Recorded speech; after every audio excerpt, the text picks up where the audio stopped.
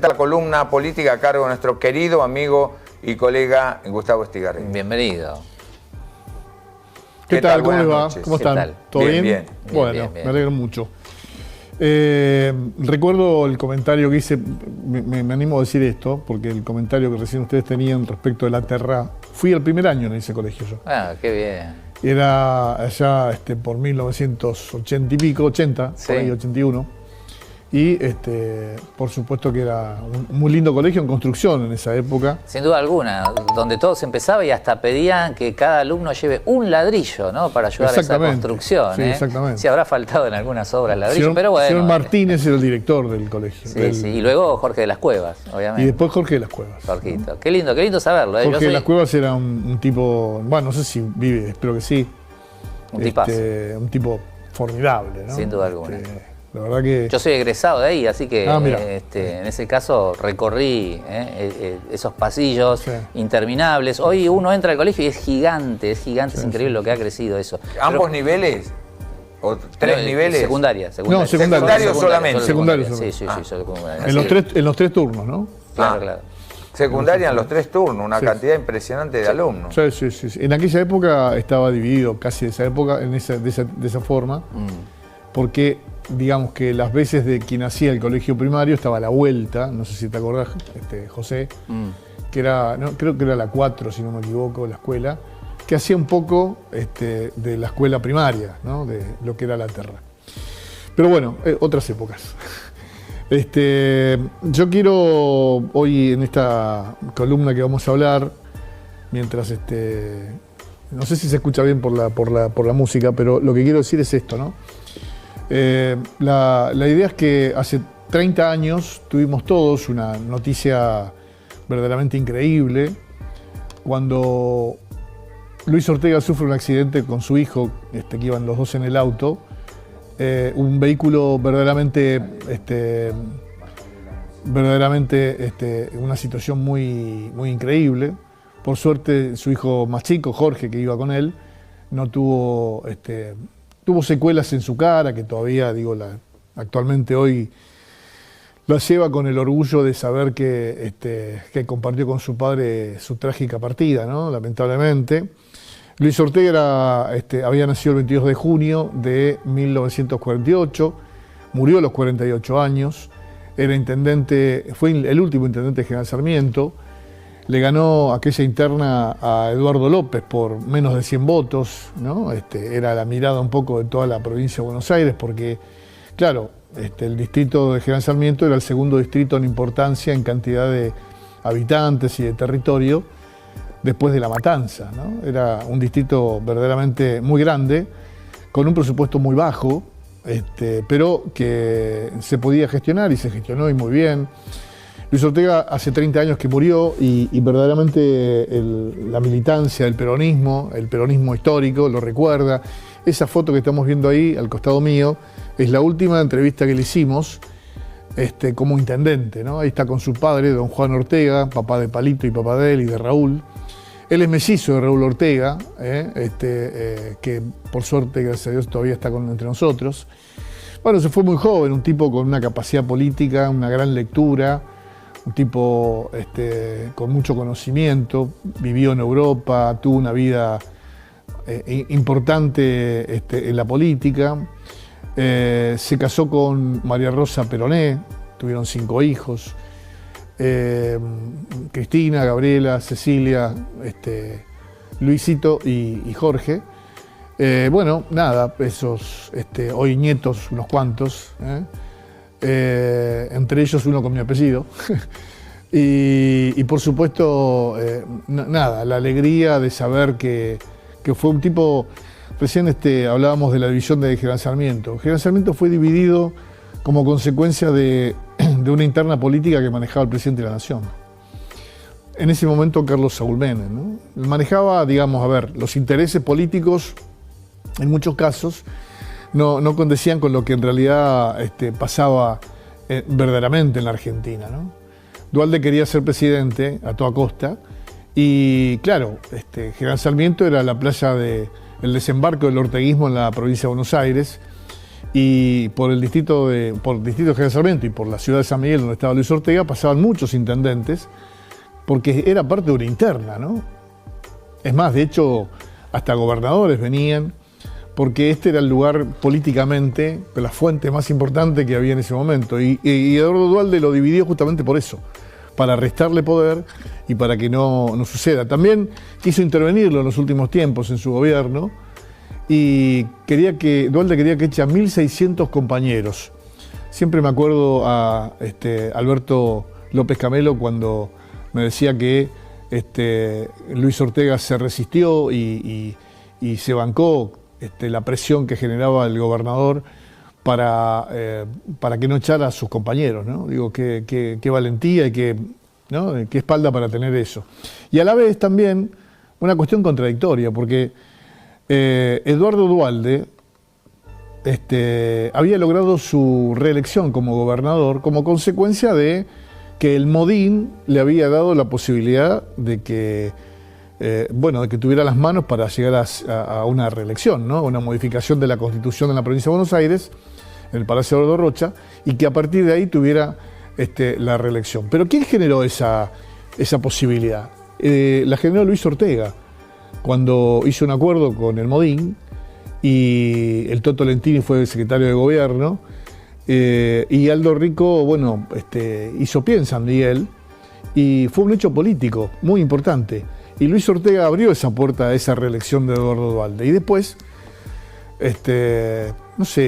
utilicen la palabra que ustedes quieran, ¿no? Pero ingratitud, traición, no sé, lo que ustedes quieran. Pero la cuestión es que, pesaba mucho más la venida de Palito Ortega a General Sarmiento que por ahí esa situación. Y después hay otro hecho político más importante que había hecho Luis Ortega, que fue nombrarlo a Fernando Vaca Narvaja como secretario de Comercio e Industria de General Sarmiento, ¿no? Claro, un hombre cuestionado, un hombre en aquellas épocas todavía no se veía el perfil de... Era un tipo, que venía con una extracción montonero, cuestionado, y sin embargo Luis Ortega entendió que había un tiempo nuevo por vivir, que después terminó siendo, ustedes ven cómo son las cosas, ¿no? Después termina siendo el kirchnerismo. Pero al margen de eso, Luis Ortega había generado toda yo recuerdo muchas entrevistas y recuerdo cuando hacíamos el noticiero en aquella época, que íbamos a los actos políticos o cuando la gente se juntaba por algo, y cómo lo querían, cómo lo seguían, de qué manera le planteaban cosas. Siempre había una respuesta, siempre había algo para solucionar. Era un distrito verdaderamente muy grande, tuvo poco tiempo, jugó una interna contra el gobierno de la provincia de Buenos Aires en la que terminó ganándole la minoría. Y a partir de ahí, con el negro Oliva, Alberto Oliva, que era senador, jugaron la provincia de Buenos Aires y le terminaron ganando esa minoría, que después lo termina llevando como diputado provincial, que termina siendo hasta sus últimos días, hasta su último día, ¿no? Esas cosas de la política, Luis Ortega era un tipo distinto. Recordamos los paredones que decían: Luis Ortega, con virtudes o defectos te queremos. Fue un tiempo de General Sarmiento muy lindo, ¿no? Porque General Sarmiento, después de la democracia, vino con Remigio López, después con Eduardo López, su hijo, y después con Luis Ortega. ¿Era necesario dividir el distrito? Sí, quizás no en esa circunstancia, pero sí es importante que la gente tenga una representación más directa y más cercana. Algunos piensan que la provincia de Buenos Aires se puede dividir también. Pero a veces la política no permite que eso suceda. Lo cierto es que fue un tipo distinto, un tipo que generó una política diferente. La gente lo quería, lo adoraba. Lamentó mucho la muerte tan temprana de Luis Ortega, una muerte sospechosa, una muerte dudosa, que, en fin, ¿no? Cuando yo relato en una nota que hice en una editorial, que por estas horas está publicada en las redes sociales, que Luis Ortega se había convertido automáticamente en un posible candidato a gobernador en la provincia de Buenos Aires, y que no sé qué hubiera pasado con Palito Ortega si Luis Ortega seguiría vivo, ¿no? Es muy probable que hubiera sido muy diferente el destino de la política del justicialismo, inclusive, y también de Carlos Saúl Menem. Pero bueno, son todas cosas que podemos analizar desde otro lugar después. Recordamos a Luis Ortega, un tipo genuino, un tipo, un tucumano, como nuestro amigo Marcelo Orellana, que lo conoció Marcelo mucho antes de haber estado en la política. Esas cosas que pasan, ¿no? Y bueno, un tipo distinto, diferente, que tuvimos la suerte de conocer muchos de nosotros. Inauguró la piedra fundamental del Mercante, el Movive Aquil de Menem, que le puso el nombre de la madre del presidente con mucha picardía, calles troncales asfaltadas en toda la línea Belgrano y también en algunos lugares de José Paz y de San Miguel. Bueno, en fin, hizo muchas cosas, ¿no? Salas de emergencia, escuelas, comisarías, muchísimas cosas que por supuesto que mucha gente recuerda y lo recuerda y muy bien.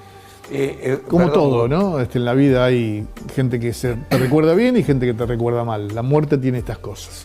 Pero fue un dirigente político verdaderamente muy importante para el General Sarmiento. Sí, Marcelo. Sí, te quería comentar que por mi cercanía a él, en sentido periodístico también y de amistad, yo llego a considerar ahora en este momento, lo consideraba en ese momento y ahora también, que fue el verdadero estratega político.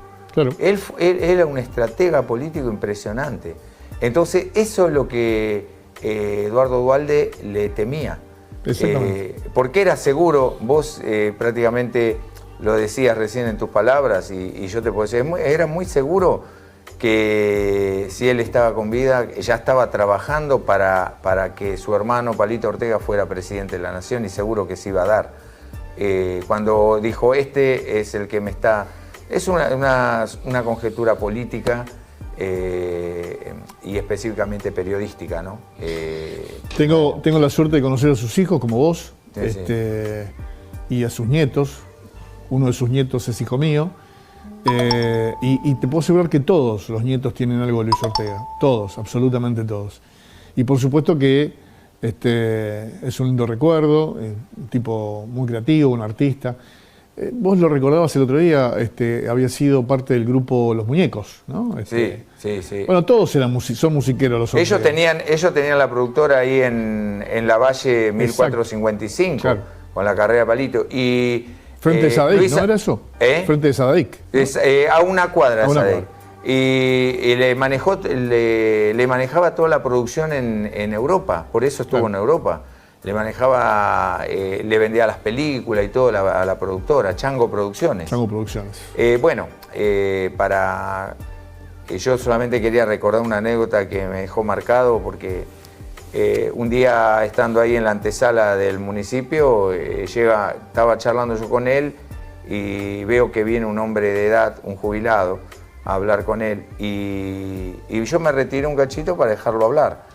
Y el jubilado llorando le dice una situación de unos remedios que no le habían demorado el pago de la jubilación. Él le anotó el nombre y antes de irse dice, mira, mientras tanto tomá. Y metió la mano en el bolsillo, sacó un fajo así que tenía de plata y le dice, tomá, anda a comprar los remedios tranquilo, pero seguí insistiendo con esta persona que te va a solucionar el problema. Claro. Él era así. Nunca me voy a olvidar el día que fue el entierro en el cementerio privado de Bellavista. Se lo veló acá en el salón parroquial de la catedral. Y claro, nosotros que cubrimos la nota, que si nos quedamos hasta el final. Y había un señor que estaba parado a metros de donde depositaron el cajón y una hora después seguía parado ahí, ¿no? El hombre, ¿no? Una multitud increíble de gente, más allá de la familia y demás. Y tenía unos papeles en la mano, una carpeta, ¿no? Entonces nos acercamos con Fabián Petronazzi, que estábamos en esa época, no sé si te acuerdas. Sí. Y le preguntamos, ¿está bien? Sí. Quería traer la escritura de mi casa porque tengo en mi casa gracias a él. Nos quedamos todos helados. Porque él había resuelto una situación familiar, mediando entre hermanos y entre hijos para que ese hombre no quedara en la calle, ¿no? Se ocupaba de todos los temas que podía, era una cosa... No, y eso lo marca de cuerpo entero, ¿no? Que prácticamente hoy lo que se necesita es eso. Claro. El emparentamiento con mi par. Escuchaba a la gente, Marcelo, los escuchaba. Se paraba y los escuchaba. Cosa que hoy, hace rato que no vemos un político que escuche. Sí. Sí, hay algunos parecidos, por supuesto que sí. Y aparte, él siempre tuvo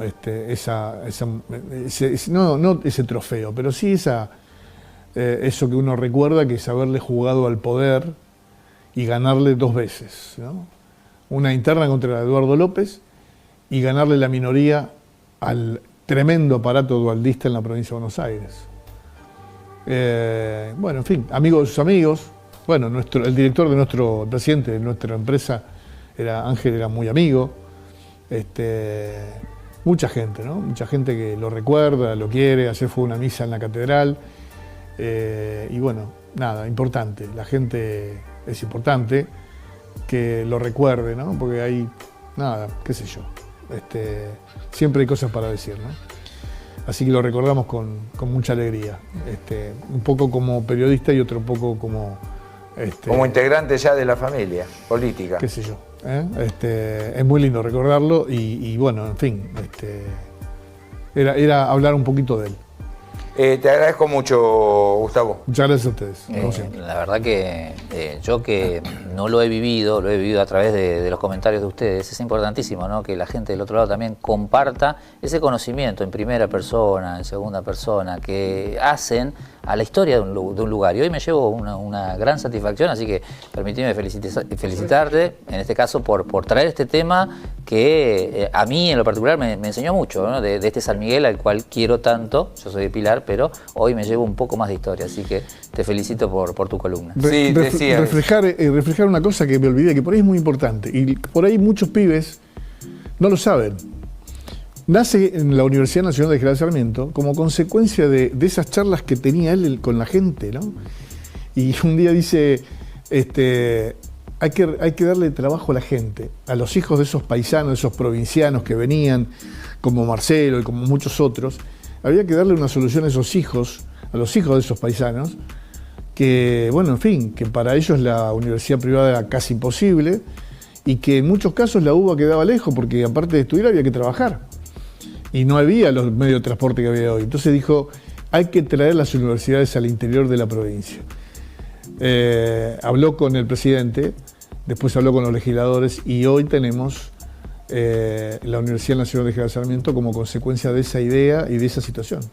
Y la gente no lo sabe eso. Después vino el doctor Domecq, que fue el primer rector, sí, con Emilio Udacchiola, a quien también recordamos. Pero digo, ahí nace la Universidad Nacional de General Sarmiento. Muy bien. Muchas gracias, Gustavo.